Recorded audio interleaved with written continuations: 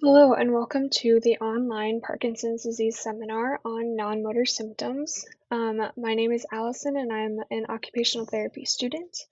Uh, so as a disclaimer for this presentation, the materials found in this presentation are for educational purposes only and are not intended to replace medical or professional advice. Individuals should contact qualified professionals for personalized care. And the materials and resources were created as a part of my capstone project, which is a partial fulfillment of the degree requirements for the occupational therapy program at the University of South Dakota.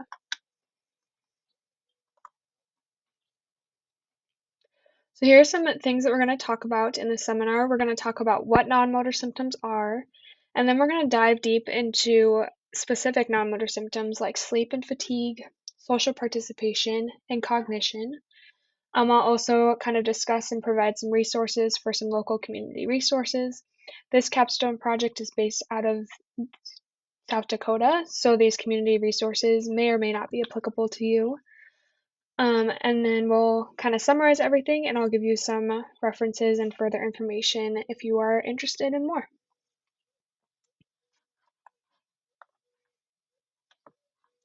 So first, what are non-motor symptoms?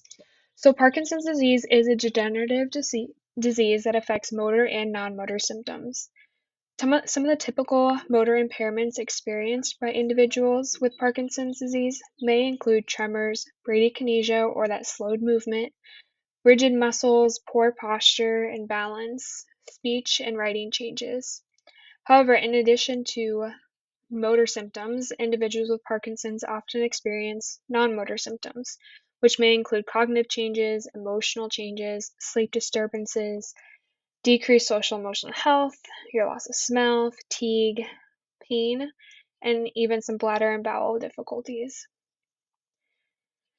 Often, non-motor symptoms can be overlooked and undertreated, so it's important to be well informed about the resources and tools available to you to address some of these non-motor symptoms you may be experiencing.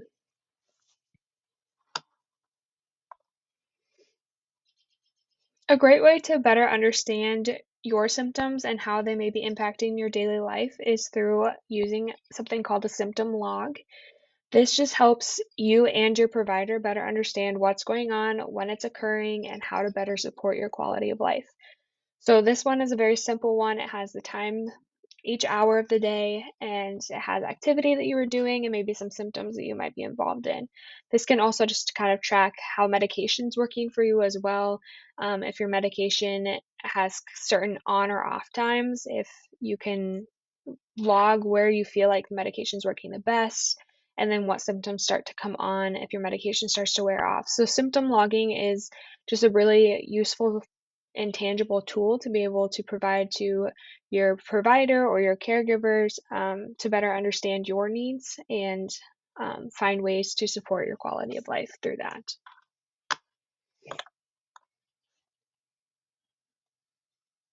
So next we're going to talk about sleep and fatigue.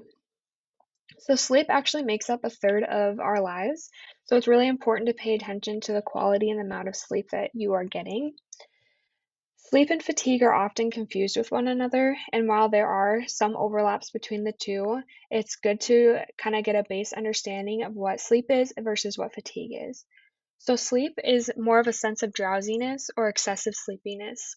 This is a feeling like you want or you need to go to sleep.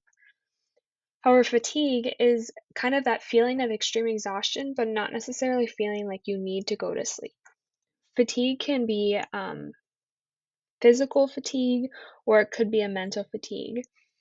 Some of that physical fatigue may look like actual muscle tiredness, or maybe you just feel weary or weak. And the mental fatigue can look like having a hard time concentrating, or you have a lack of focus or attention throughout your day.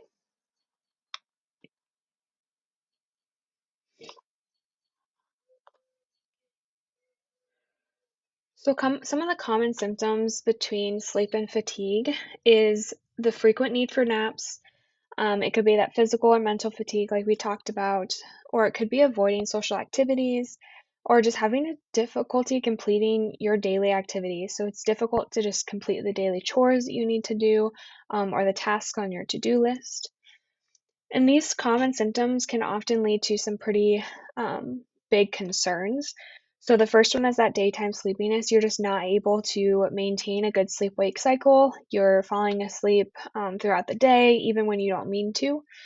It could lead to poor judgment and impaired reaction time, which can really impact your ability to drive or make quick changes in a situation. It can affect your mood. You could become more irritable or more depressed, even if you're not getting enough sleep or if you're experiencing too much fatigue.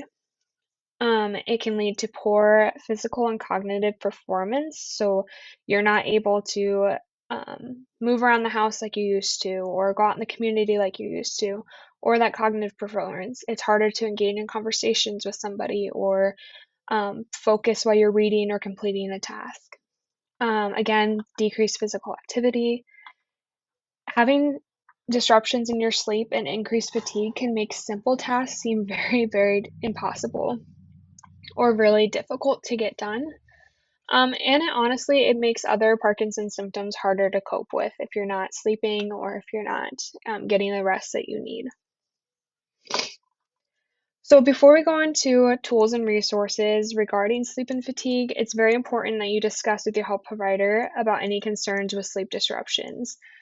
Sometimes with Parkinson's, somebody can develop an actual sleep disorder through environmental factors or through symptoms related to Parkinson's, medications, or other conditions that may be happening alongside of your Parkinson's.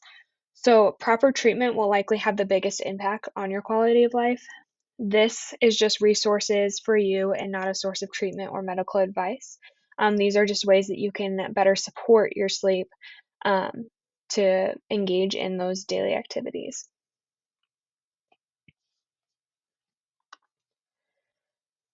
Okay, so now what? So there are simple changes that you can make to better support your sleep quality and quantity and to reduce symptoms of sleepiness or fatigue. Some of these tools are more easily accessible than others, but they're just great options to be able to improve your sleep or lengthen your sleep and improve those daily functional tasks that you need to complete. So the first one is to limit those daytime naps. Try and keep naps to only 15 to 20 minutes and avoid napping after 3 p.m. If you're napping too late in the day, it's going to make falling asleep at nighttime when you're supposed to be going to sleep really difficult. And really, the optimal time for naps is between 15, 20, 25 minutes. Try not to nap for hours at a time. Just get those little naps in.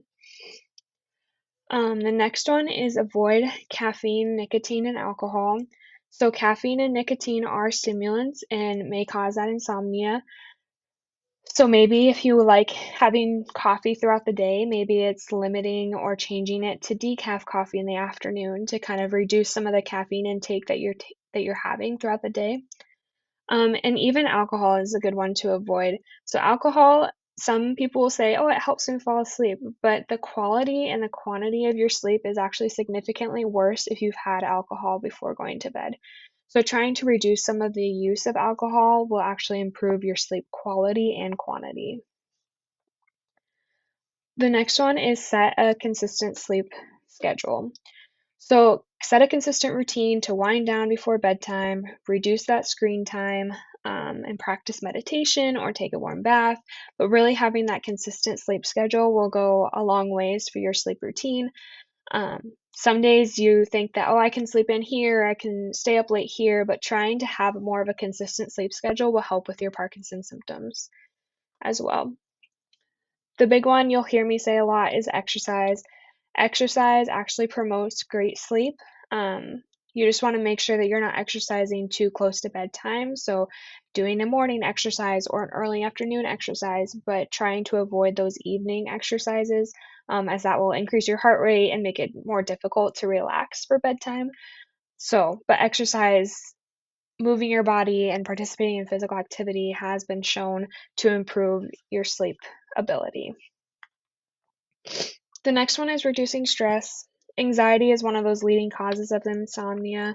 So finding ways to relax and reduce stress, especially before bedtime, can be really helpful.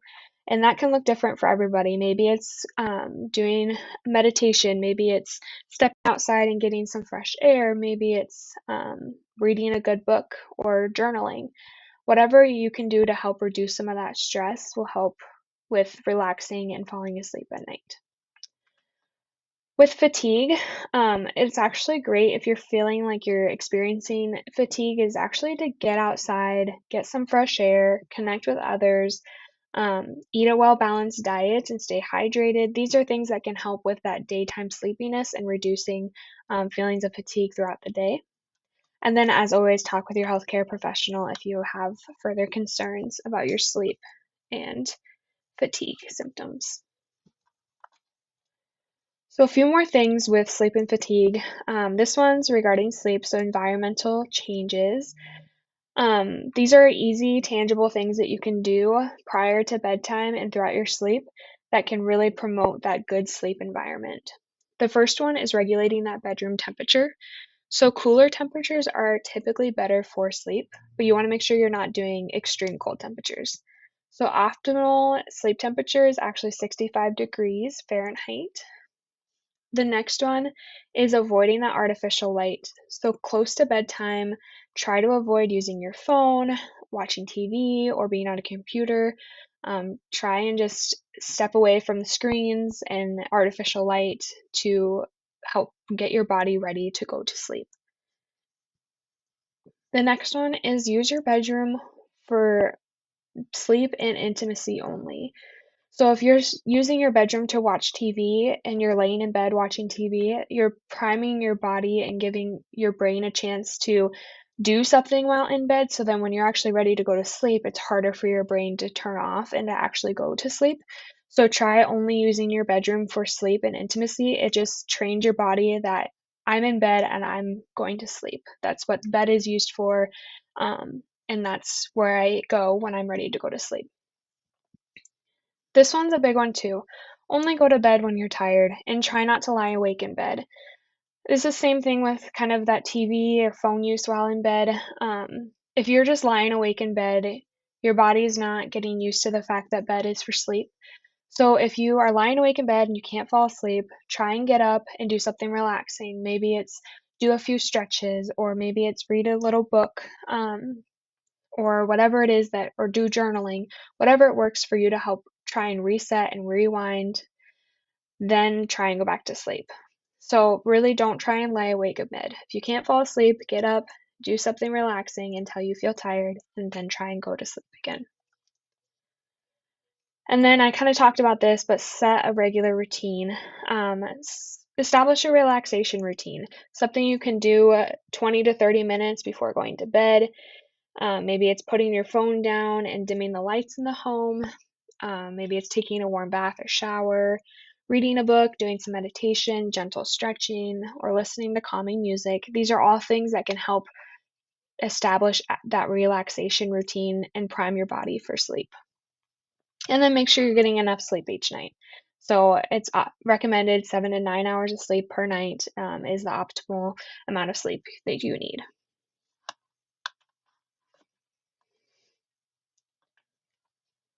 So with fatigue, and I kind of talked about this with the symptom management resource, but being able to organize your day around those good times that your medication is working and you feel like you're at your best.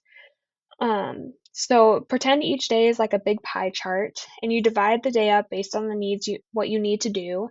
And for each activity, you need to kind of recognize how much energy of that pie it's going to take for each activity. So knowing that I have this appointment and that's going to take up this much energy, I need to plan my day so that I can rest between some of those high energy tasks.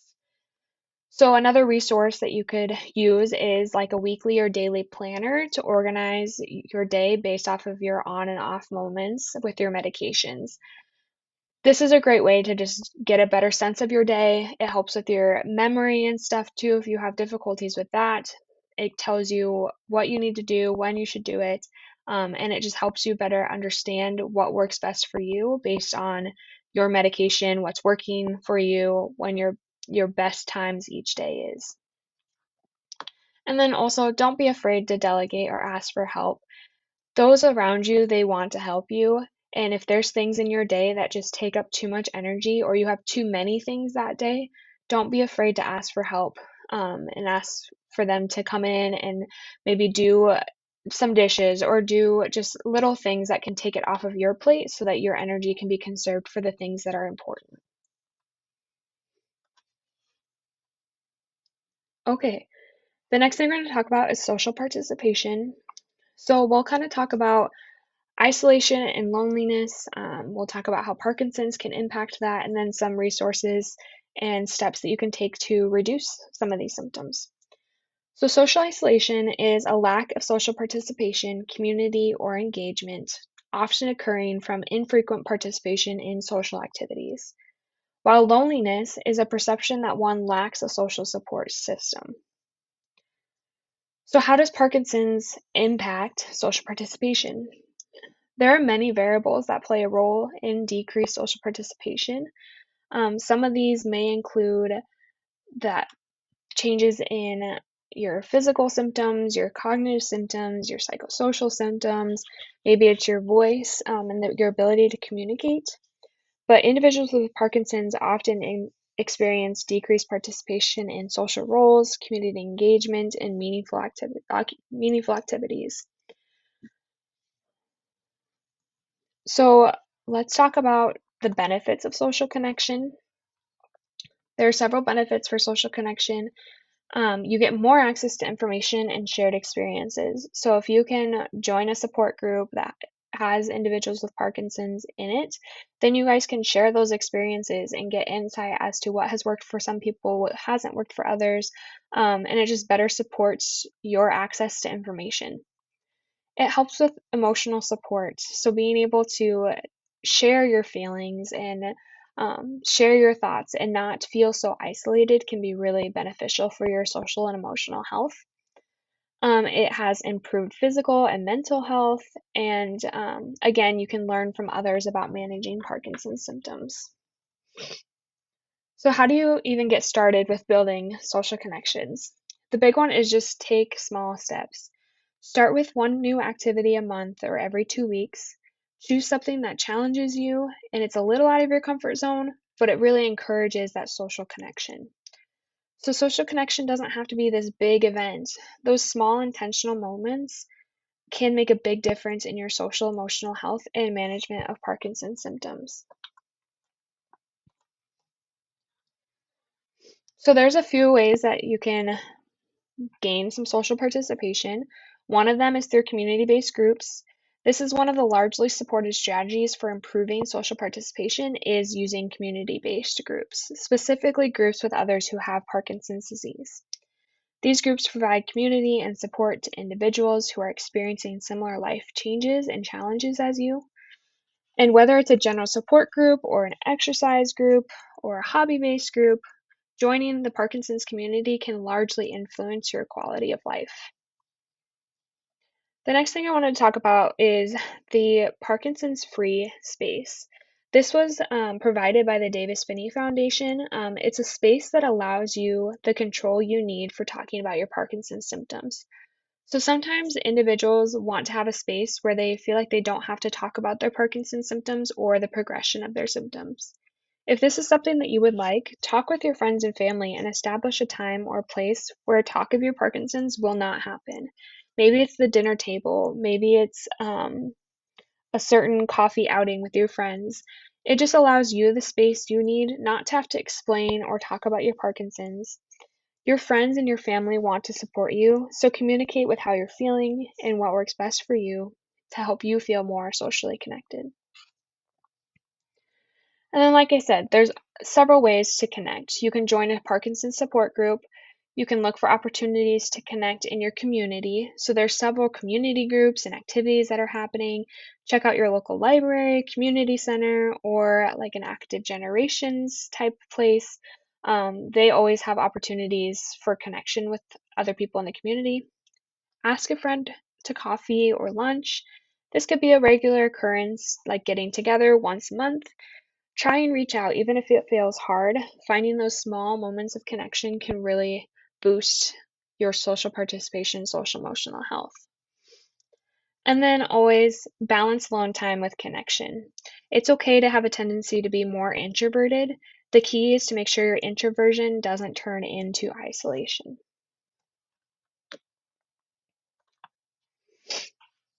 Okay, the next area that we're going to talk about is cognition and memory. So, what is cognition? Cognition is the brain's way of processing information. It includes learning, knowledge, memory, interpreting information, reasoning, problem solving, behavior, and understanding the world around you. So Parkinson's can affect brain chemicals like dopamine, acetylcholine, serotonin, and norepinephrine. These chemicals play a vital role in the brain's cognitive function. Furthermore, Parkinson's disease can create abnormal folded proteins that form these sticky clumps called Lewy bodies, which can damage some of your brain health. So, cognitive decline is a concern for many individuals with Parkinson's disease. Parkinson's can often affect areas like in cognition, like attention, memory, executive functioning, and language, all of which can impact your quality of life, your participation in activities, and overall engagement with others. About 20 to 50% of individuals with Parkinson's disease experience a mild cognitive impairment, and those with a mild cognitive impairment are still able to complete daily tasks, but it just might be at a slower pace than they used to. So, some of the common symptoms with cognition and Parkinson's is task performance. So, this may look like having difficulty organizing your medication, following instructions to cook a meal, or even using your cell phone or computer. Word finding can be difficult, so having difficulty in conversations, in social functions, trouble following written or verbal directions. Memory, so difficulty learning new things, forgetting your appointments or schedules, forgetting names that you should know. Multitasking, so this one's a big one with Parkinson's. So you have difficulty maybe walking and talking at the same time, or completing a task and holding a conversation, or even handling just multiple projects at once. And then with that, attention and concentration. So you have difficulty focusing on a task. Maybe it's difficulty comprehending a book or completing a task from start to finish.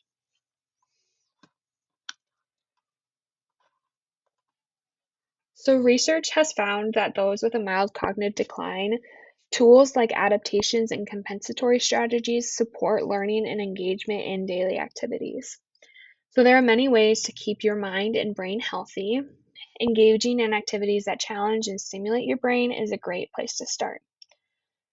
So, again, I talked about this earlier, but exercise. Exercise regularly is so important for not only your physical health, but your mental health and your cognition and really your overall general health. So, I highly encourage getting into an exercise routine. The next one is reducing stress. So, finding ways that can reduce stress, whether that's through self care or healthy lifestyle changes, relaxation techniques, or engaging in just those meaningful activities. So, it could be a way that you reduce stress is to exercise regularly.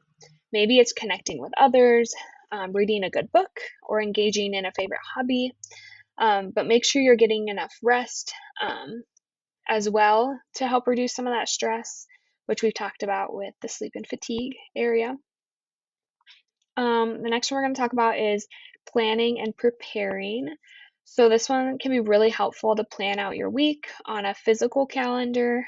This can help you kind of take more control of your own schedule, knowing when your appointments are so that you don't have to try and memorize them in your head, but you can see them tangibly on a piece of paper or on a calendar at home. Playing brain games. This one's fun and this one's really good for you. So brain stimulating games could be like doing a puzzle or it could be doing a crossword. Maybe it's board games or card games, either with others or by yourself. There's also word games out there that are really good. There's some online tools as well. So there's some places that have free access for games like solitaire, Sudoku, Yahtzee, cribbage, and word games. But there's also other ones out there that have puzzles and logic games, and just ways to prime your brain and challenge your brain in a fun and engaging way. And then the last one we'll talk about is mindfulness and meditation. So, for some, practicing mindfulness is a great way for them to feel centered, relieve some of that stress, improve your concentration, and maybe even reduce pain and just improve overall health. Um, there's different ways that you can do mindfulness. Maybe it's a mindful walk, or mindfulness breathing, or a body scan activity. Mindfulness doesn't always have to look like meditation. It can always, like for me, I know taking a mindful walk out in nature is really what works best for me when versus sitting and practicing meditation. So it just depends on what works for you and what you find most meaningful, um, and what's most helpful for you.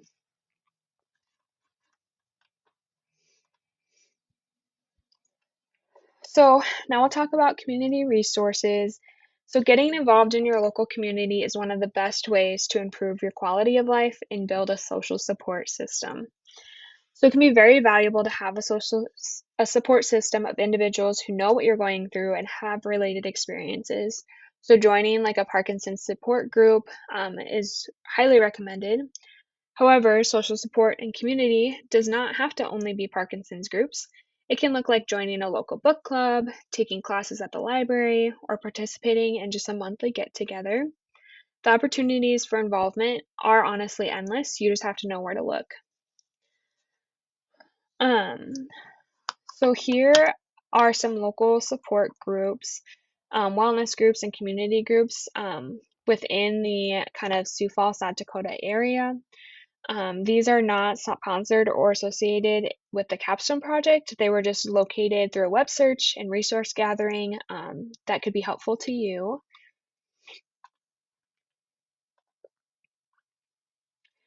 And then on here, there are links to summary documents in the video description. These documents kind of cover a basic summary of everything we talked about regarding sleep, fatigue, social health, and cognition.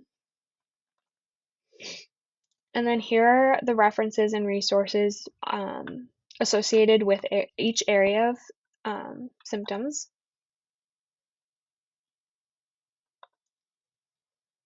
And then I just want to thank you for participating in this online seminar. For more information, you can visit the website that was created as part of this capstone project. All the handouts and resources I mentioned in the presentation are linked on the website, along with information on local support groups and just resources that could be beneficial for you and or your loved one. There is a caregivers page as well if they are interested in an online caregiver presentation that can be joined as well. So you can scan the QR code with your phone, or you can click the link in the video description to get you a direct access to the website and all the resources there. I just want to thank you one more time for your participation and your engagement in this capstone project. I have learned a lot, and I hope that you have learned a few new things as well. Thank you.